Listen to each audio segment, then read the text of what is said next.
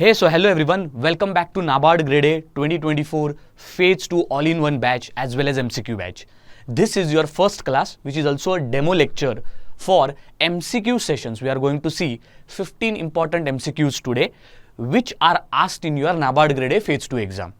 So, this is going to be your demo class. I hope that you will look at the session and understand which type of questions are there, and at the same time, as well as our paid students as well as the students who are online, they can try to answer these questions. I look at your answers also. We all will try together to solve these questions. If you are a student who is preparing NABARD Grade A 2024 exam, if you have given Phase 1 exam and expecting the result now, then here you should start your preparation very soon. For this purpose only, we have launched multiple courses which are associated with Phase 2 preparation. We have launched all-in-one batch, we have launched MCQ batch as well as descriptive answer writing batch. So whatever your weaknesses and challenges are there for Phase 2 exam, do check out our course on Oliveboard's website. If you are already enrolled students, let's begin this class. And yes, all the students are very open. This is a demo class free for all. So all the students can definitely ask questions as well as if doubts are there, particularly related to the series of questions which we'll be talking about right now. Let's begin this particular session with our first question, that is, consider following statements which are associated with classification of field crops for special purposes. What special purposes? Let us see. First is nothing but the definition of augment crops they have given. It is nothing but crops which are grown to supplement the yield of main crops. Example, Japanese mustard and berseem. Okay, this is the first statement. Second, the second statement talks about lay crops, a crop which or a combination of crop which is grown for grazing or harvesting for intermediate or future. So lay crops or future feeding to livestock. So lay crops are generally all fodder crops. This is what this second statement is talking about. Okay, so crops which are harvested so that whatever cropping grass or cropping material they will be getting, that could be either fermented through silage crops or that could be either used directly for fodder purposes. These will also include, then if these are fodder, then these will also include pastures or grasses. Okay, so example are berseem and mustard. Berseem, okay, is one of the fodder crop. I hope you know. Avenue crops. Such crops are grown along the farm roads and fences. Example, pigeon pea, Glyceridia sisal. So these are three statements. The statements are definitely associated with classification of field crops based on special purpose. For example, trap crop is one of the example. What do you mean by trap crop? Mention in the comment section. Similarly, there are various type of other crops such as nurse crop. Okay, nurse crop is nothing but one crop which is in supporting nature or which helps the growth of the main crop. Okay, so a supportive crop is there which supports and helps the growth of main crop. Similarly, trap crop is there which prevents the attack of insects on the main crop. So such type only, these are special crops which are planted, and these crops are combined with the other crops as a cropping combination. So we are given three options. First is augment crops. What do you mean by augmentation? It is nothing but when two things are coming together, you are augmenting two things. So whenever a main crop is there and you are trying to grow this main crop, sometimes this main crop is also called as primary crop. When such main crop or primary crop is associated or it's planted with a secondary crop, such secondary crop, or it is also called as ancillary crop. It is also called as supplement crop. It is also called as augment crop. So all these are your augmentary crops. The main purpose of these crops is to supplement, that is to add on the yield of the main crop. In the sense, suppose you are planting mustard along with berseem, it's very simple to understand that when you will plant berseem with mustard, automatically the yield of both the crops or both overall produce in that particular field will increase, and that is why augment crops are used. So suppose this is your field in which you are just planting crop A, okay, and the yield is suppose X percentage. What you did was you also now planted along with A B, which is responsible for increase of the yield from X percentage to 2x or 3x. So this is nothing but your augment crops. Second, lay crops. When we are talking about lay crops, we all know lay, L-E-Y, is nothing but this is a patch or a landscape of grasses or landscape of straw or stalk crops. Straw or stalk crops are nothing but grasses only. So generally lay farming or lay cropping is nothing but which is associated with your livestock or which is associated with your pasture lands. So therefore agricultural croppers who are having animals also in form of livestock or through their animal husbandry, through their dairy sector, these animals are dependent on the grasslands which are in the neighborhood or beside the main cropping field only. These grasslands which are grown are generally in form of lay crops. So here anthropological plantation or cropping is done of grasses. This is not something which is random growth of grass which occurs in general grasslands. These are pasture lands where such pastures, grasses, fodder crops are planted so that animals can eat on them. They can consume the food through such fodder crops.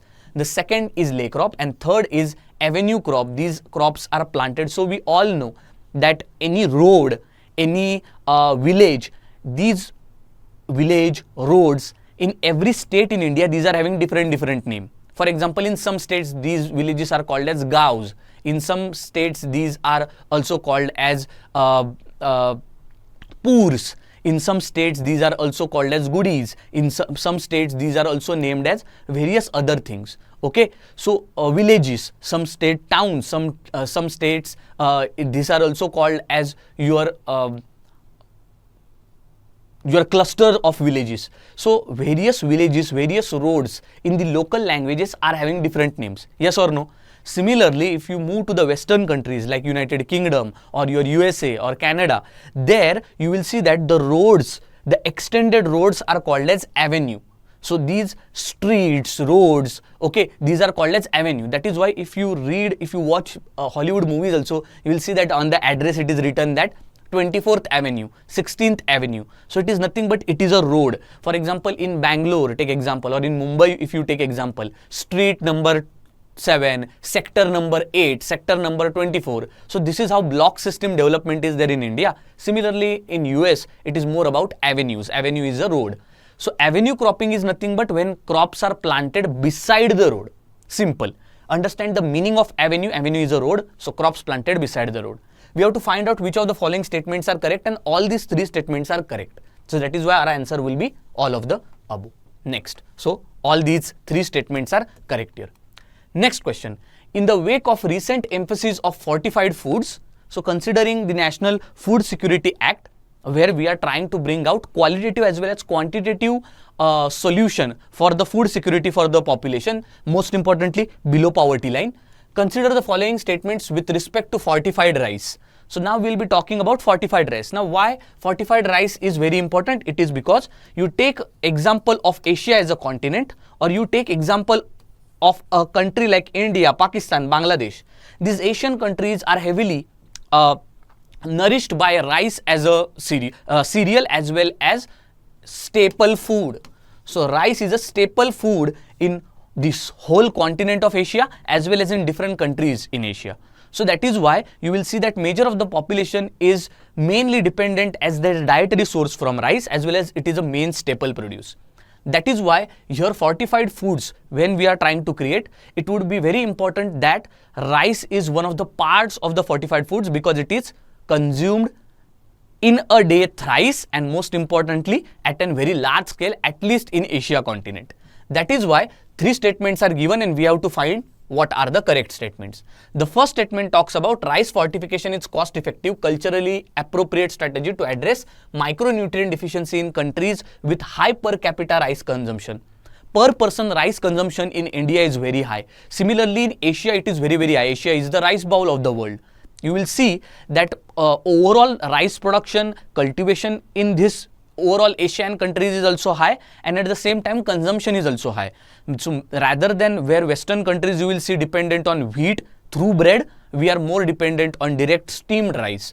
And that's why when you look at rice also, the overall nutrient composition of the rice, it is only responsible for giving us carbs and energy. Okay, so that is why what could be done is that in this rice, which is completely having carbs and energy, here we can try to carb, starch, energy, we can try to give vitamins, we can try to give various other micro and macronutrients. It may be iron, it may be different B complex vitamins, it could be folic acid, which are very important for the growth of pregnant women's, growth of your early child development, growth of teenagers, etc.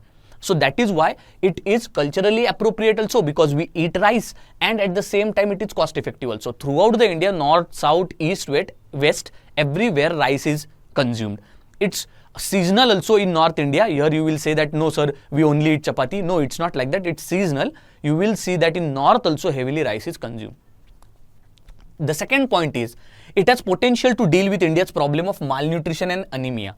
Malnutrition is nothing but where nutrition, qualitative, quantitative aspects are absent, and because of that, the child suffers from the physical as well as nutritional distortion. Okay, the anemia is all about the weakness in the red blood cells as well as unavailability of the iron, which is very important for blood production in the children also as well as in pregnant women. And last statement is, fortified rice is a mixture of vitamin B12, that is B complex, iron and folic acid. All these three statements, we have to find out which of the statements are correct. So if you look and if you have a closer analysis here, all the three statements are correct. There is nothing wrong in these three statements. All statements are correct. That is why D is our answer, which is all of the above. Let's move forward. So all these three statements are correct. I have already explained you. Question number 3. Identify the correct sequences of the states in terms of forest cover, and that also area wise. Try to understand from where this question has been asked. The question has been asked from Indian State of Forest Report. Okay, Indian State of Forest Report. So this report talks about how much forest cover is there in India, who are the top performers in terms of forest cover, in terms of percentage forest cover.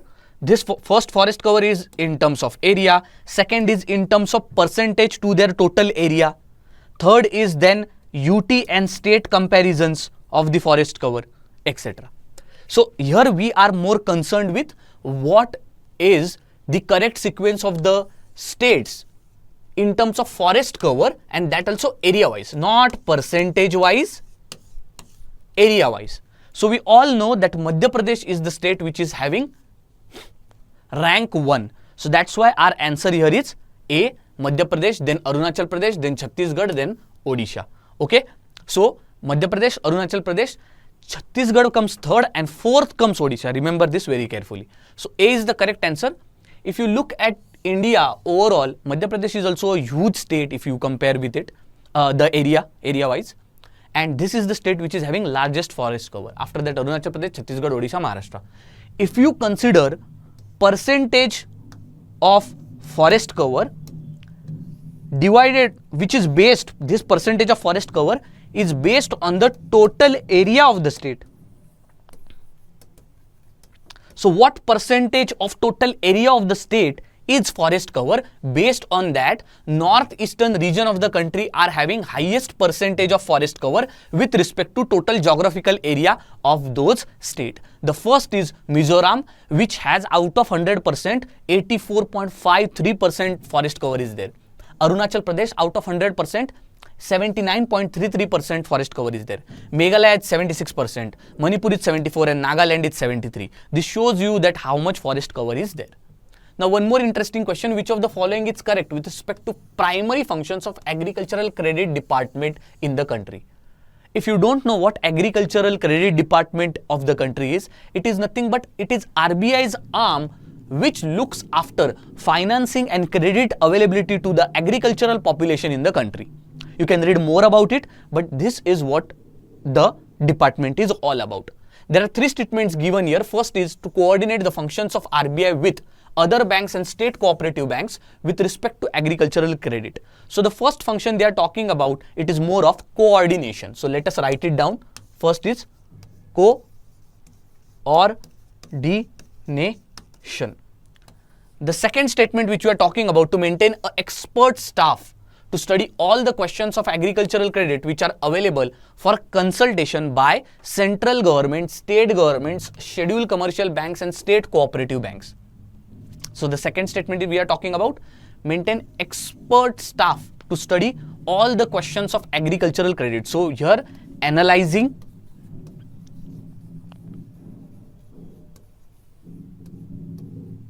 so second is analyzing and also consulting.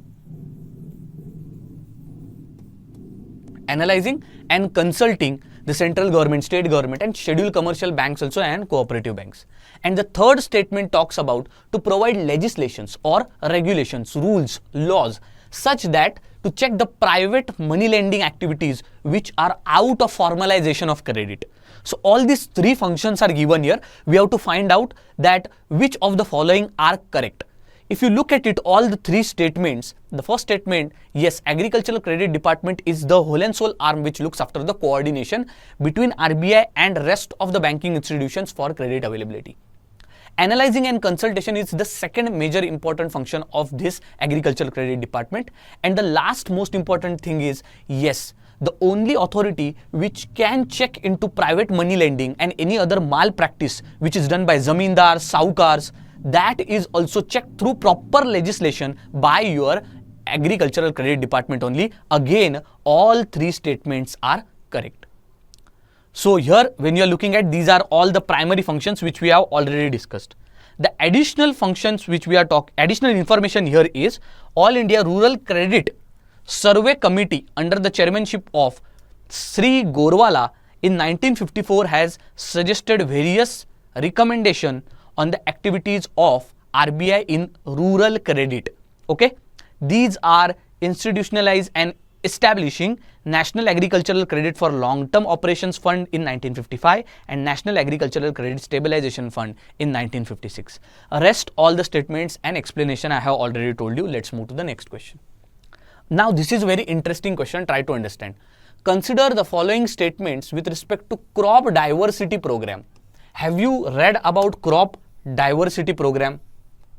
This has been implemented by Ministry of Agriculture and Farmers Welfare. Identify the incorrect statement. So here I will warn you guys, they are asking about incorrect statement here. It was launched in the year of 2014-15. It is being implemented by 15 states and it is a sub-scheme under Krishnoti Yojana. So when I tell you that such multiple statement or paragraph based statements are there, when paragraph based statement is there, definitely they are directly asking you, but when multiple statement based questions are there, you have to take care and you have to try to chalk out that which of the part of the statement your examiner is trying to play with us or he could make it wrong. So here three statements are giving us these three words. This year could be wrong, this 15 states could be wrong and Krishnoti would be wrong.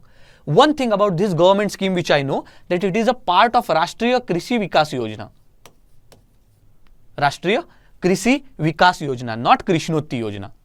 So therefore, 3 will be in our options and this gives us, as we are finding incorrect statement. So 3 should be there in our answer because it is wrong. So we are with C, D and E option, right? 3, 2 and 1, 2, 3. So here now 3 options are there. We will also try to look at the first 2 statements. It was launched in 2014-15 and it is being implemented in 15 states. So here I would like to tell you that both these statements are again wrong. Why they are wrong? Because the year here itself is wrong and 15 states, no, it is 10 states. That is why all these 3 statements are wrong. Here you will see the launch year of this particular scheme was 2015-16. Second thing, it is only encouraged in 10 states, not 15 states, and it is a part of Rashtriya Krishi Vikas Yojana. Are we clear here? All the 3 statements are wrong. Which of the following are considered as branches of agriculture? Very simple question for all the students. Fishery science, home science, forestry, agronomy. Select the correct answer using the codes given below. You can even try, all the paid students can try giving your answers also. Many of the students have given actually answers. That's really great. Okay. So options here are given: fishery science, home science, forestry and agronomy. Select the correct answers using the code below. Which of the following are considered as branches of agriculture? Is fishery science branch of agriculture? Is home science branch of agriculture? Is forestry a branch of agriculture? Is agronomy branch of agriculture? If you look at it, the answer here is E, because all these are branches of agriculture. In total, there are 7 branches of agriculture: agronomy, horticulture, forestry, animal husbandry, fishery science, agri-engineering and home science. These are the 7 branches of agriculture. One more question. Which of the following statements are correct about the primary agricultural credit societies, PACs? Primary agricultural credit societies are one of the very important pivotal institutions which take care, or maybe which looks into the credit availability to the farmers and mainly to the agricultural and rural population. The 4 statements are given here and we have to find out that which of the following statements are correct. PAC functions mainly at village level, first statement. And does it work at village statement? Does it work at district? Does it work at state level? You should be knowing this. So this is where examiner is playing the game. It provides long-term agricultural loans to the farmers for their various agriculture and farming activities. Now again, only long-term or is it short-term? That is the matter of contention here. PACs are headed by regional rural banks at the state level, and Ministry of Cooperation is the nodal ministry for all the primary agricultural cooperative societies in India. 4 statements are there and options also are given. Very interesting option: AC, BC, AB, AD, BD. This is a very difficult question. So I am bringing a mix of easy questions, moderate questions as well as difficult questions.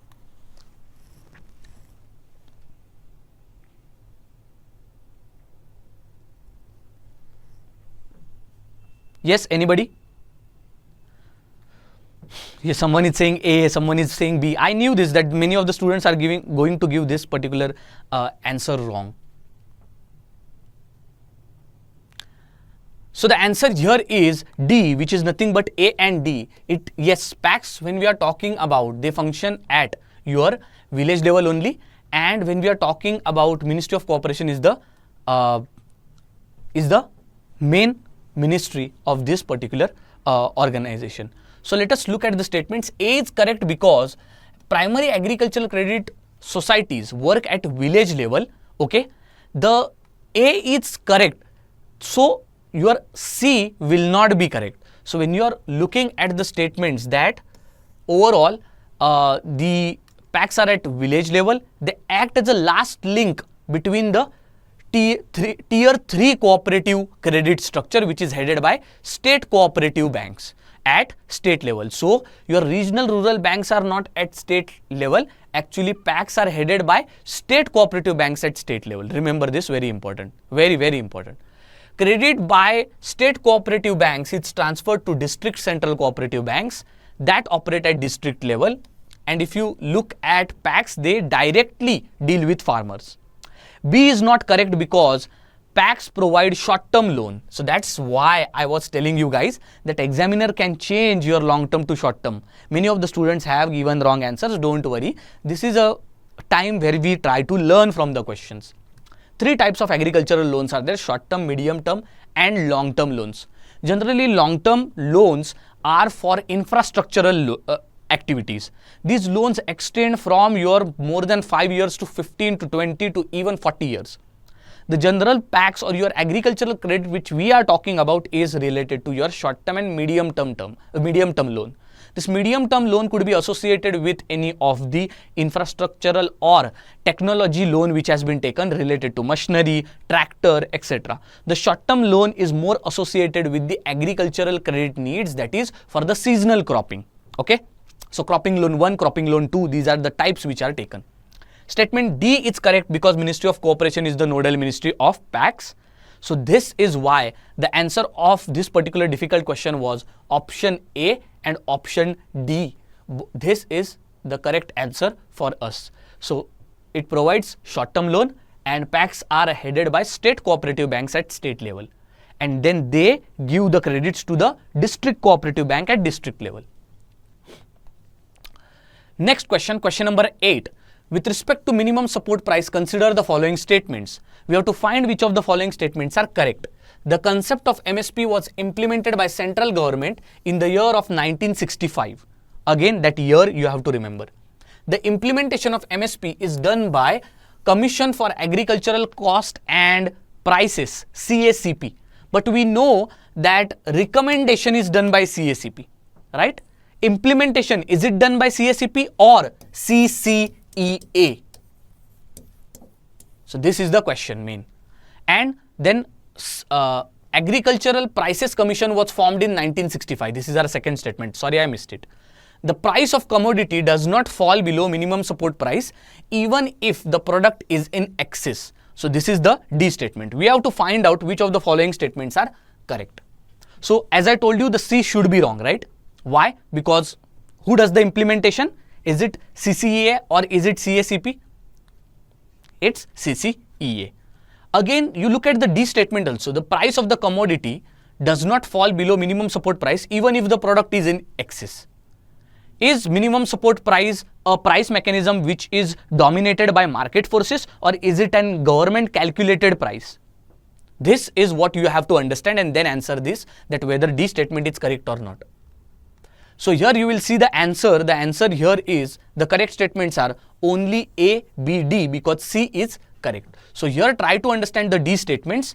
Even if the production exceeds, the price of the commodity does not falls below the minimum support price and the income of the farmers is ensured. So D when statement we are talking about, the price of the commodity does not falls below minimum support price. Suppose you are a farmer and in the market, if the rice price was maybe 20 or 30 or 40 rupees, but now it is 15 or 10 rupees.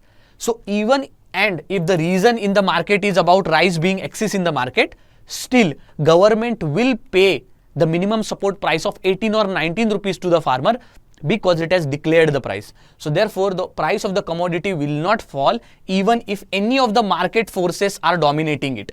MSP is a governmental concept, it is not market forces oriented concept. That is why this D statement is correct. Maybe you get confused in that. The answer here is A, B and D. Yes, MSP was implemented in 1965. In the same year, Agricultural Prices Commission was also formed. So remember this, very, very important.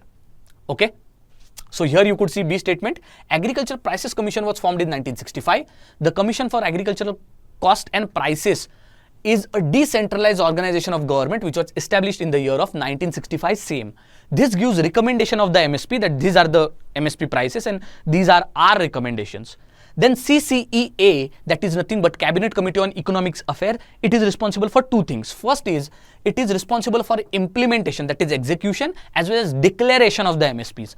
Even CACP is not responsible for the declaration.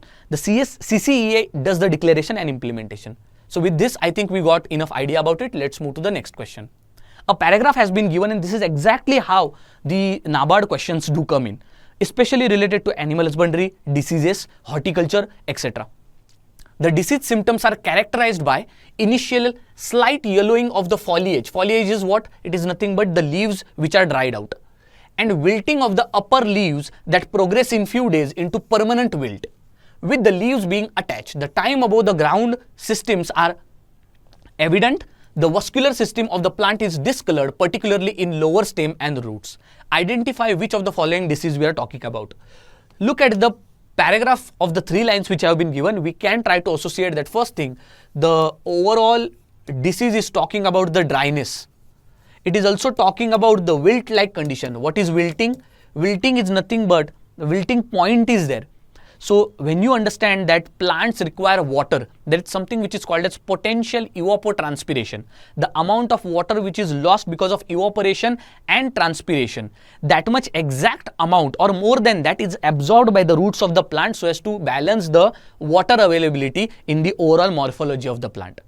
Suppose that water unavailability is there, then such water unavailability will result into drying condition for that particular plant because water is not available. So wilting point is nothing but that point beyond which the plants will start to become dry. So it is nothing but it is a point where the plant is receiving or plant is absorbing exactly same amount of water which it is losing. And if that point, if it goes beyond, then definitely it means that the absorption rate is less and the water lost is more. This results into drying in the plant. Considering all of these, the answer to this is you can even try to do elimination. Anthracnose is nothing but It is a disease, but it is not near close to what this paragraph is talking about related to the wilting point. Collar rot, basal rot, powdery mildew, these are again the diseases which are associated with the vectors. Here the answer is Fusarium wilt. If you look at Fusarium wilt, it occurs because of Fusarium oxysporum, and the symptoms which are given are nothing but characterized by wilting in the plant's upward and inward rolling of the leaves. You will see that the discoloration of the plant is also there, dryness in plant is there, high percentage of plants when you are looking at, they wilt and they die. The overall, if you look at the leaves, stem, first discoloration, then drying, and then death. This is the answer for this particular paragraph. One more question here. A paragraph has been given, we have to identify the portal. These are the exact questions how they are asked in NABARD Grade A Phase 2 exam. The portal provides both static and dynamic information for agricultural marketing in India. The information is about infrastructure related storage, warehousing, cold storage, grading, packaging facility, marketing related, marketing fee, charges, weight, handling, market functionaries, development programs, market laws, market committees, income, expenditure, promotion related activities, standards, grades, labeling, sanitary, phytosanitary requirement, pledge financing, market credit and new opportunities available, etc. The dynamic part comprises of price related information comprising maximum and minimum and model prices for varieties and total arrivals and dispatches with this destination. Identify the portal. If you think that the answer here is ENAM, then you are completely wrong. Because try to understand that ENAM is that digital portal. It only gives opportunities to farmers to definitely sell their produce beyond your APMC markets.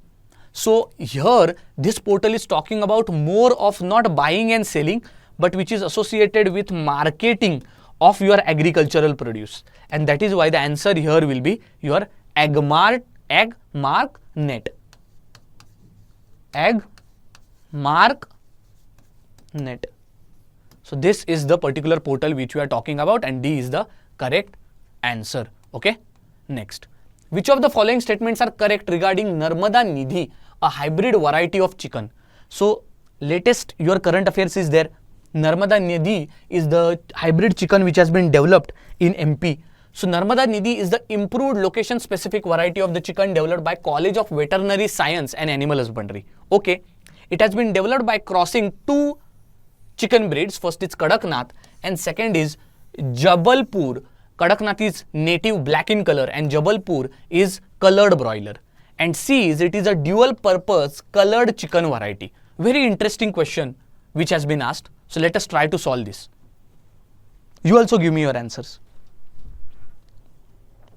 So when you look at the questions here, three types of statements have been asked. So when you are trying to look into three types of statements, see, the second statement B which we are talking about, it is absolutely correct. Narmada Nidhi is a combination of Kadaknath as well as Jabalpur.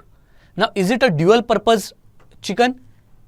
And first statement is also correct when you are looking at. Second statement is also correct. If you look at it, all the three statements are correct because it is a dual purpose. Kadaknath chicken is used for meat also and for eggs also. Similarly, Jabalpur also is used for eggs and meat also. Therefore, their crossing Narmada Nidhi is also used for both.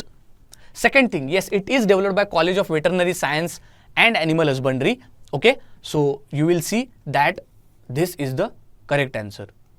Okay, yeah. So this is the correct answer. Which is the institution which did this? College of Veterinary Science and Animal Husbandry. Consider the following statements regarding crop geometry. So again, one of the very important questions which is associated with horticulture and plantation cropping. In plantation, we talk about the geometrical distribution of the crops or how they are aligned with each other, the geometrical pattern. The first is rectangular method of sowing. Second, it's quincux pattern. It is also called as diamond pattern of plantation. And then it's triangular method of plantation. So when you're looking at three statements, let us read it. We have to find which is incorrect. Look at the questions, guys. Incorrect, correct. You should be always observing this because this can make a very big blunder in your exam. Rectangular method of sowing. These are rows and columns. The row spacing is wider than between the plants. So when you're looking at rectangular method, it is similar to square method. But, so square method is nothing but this is square. Here one plant is planted, here one, here one, here one. Rectangular is nothing but it is in form of this. Overall, if you see, there is no differences. The only difference is the row spacings are wider than your spacing between the plants. Second is quincux, which is diamond pattern also, arranging row planted crops in modified form of square system. Square system is only there, but in between one crop is there. This creates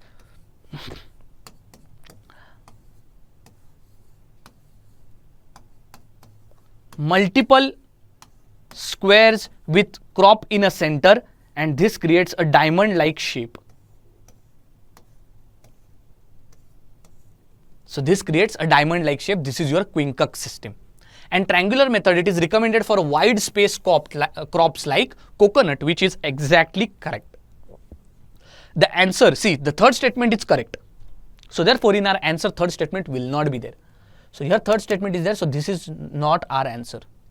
Rest of these options which we are looking at, 1, 2 and 1, 2 only, these again are your which could be answer, and this none of the above also could be your correct answer, because incorrect. If all the statements are correct here, then none of the above will be the answer. And yes, none of the above is only the correct answer if you look at it.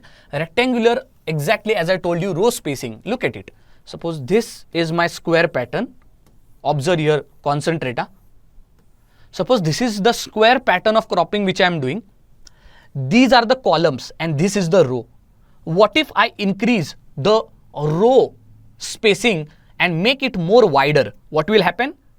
Nothing but rectangles will be created. So see, rectangles from this square I made this 4 rectangles. So in this way rectangular cropping is done.